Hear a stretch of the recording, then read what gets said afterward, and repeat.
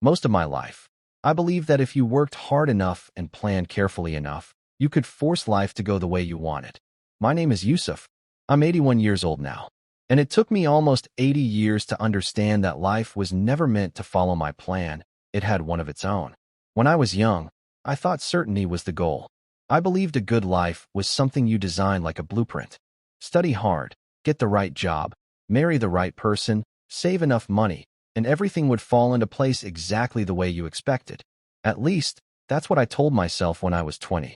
I grew up in a small neighborhood where everyone believed the same thing. Work hard, don't complain, and life will reward you.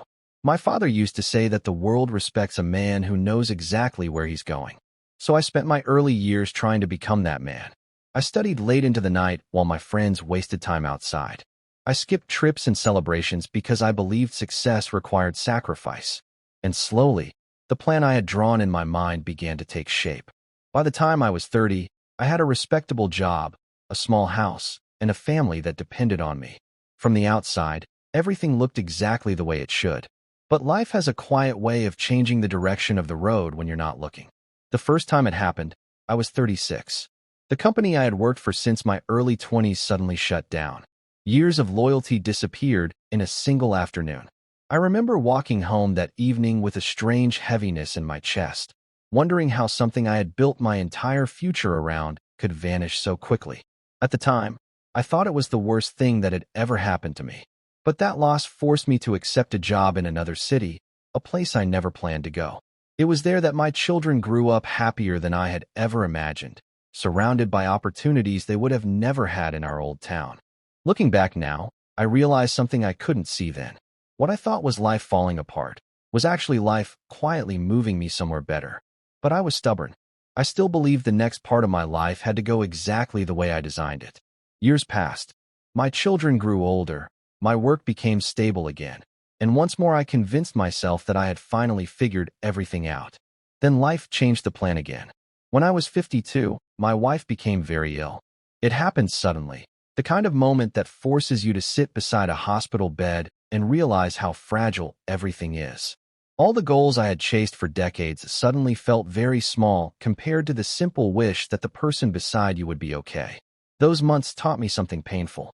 You can control effort. You can control discipline. But there are parts of life that will never ask for your permission before they change. Thankfully, she recovered. Slowly, over time, life returned to something that felt normal again. But even then, I still hadn't learned the lesson. I kept trying to predict everything. I kept believing that if I just worked a little harder, planned a little more carefully, life would finally stop surprising me. It didn't. When I was 65, I retired earlier than expected because the industry I had worked in for decades simply disappeared. New technology replaced everything we once believed was permanent. For the first time in my life, I had no plan. And I remember sitting alone one afternoon, staring at the quiet walls of my house, feeling a strange mixture of fear and relief. Fear because the future felt uncertain. Relief because I was finally too tired to keep trying to control it. That was the moment something inside me began to change. Without the pressure of a plan, I started noticing things I had ignored for decades. I spent mornings walking slowly instead of rushing. I listened to my grandchildren talk about their dreams instead of lecturing them about practical choices. I had long conversations with old friends I had been too busy to visit for years.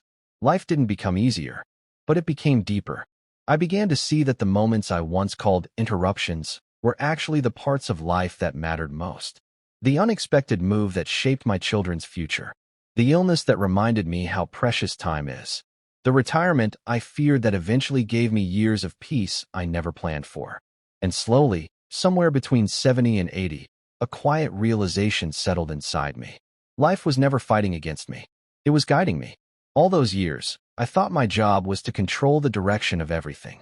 I thought success meant forcing the world to match the picture in my mind. But the truth is much simpler. Life unfolds the way it needs to, not the way we expect it to. Some doors close because they are not meant for us. Some paths disappear because they would have led us somewhere smaller than where we are meant to go. And sometimes the most confusing chapters become the ones that shape us into the people we were supposed to become. Now, at 81, I no longer try to force the story. I still work hard. I still make plans.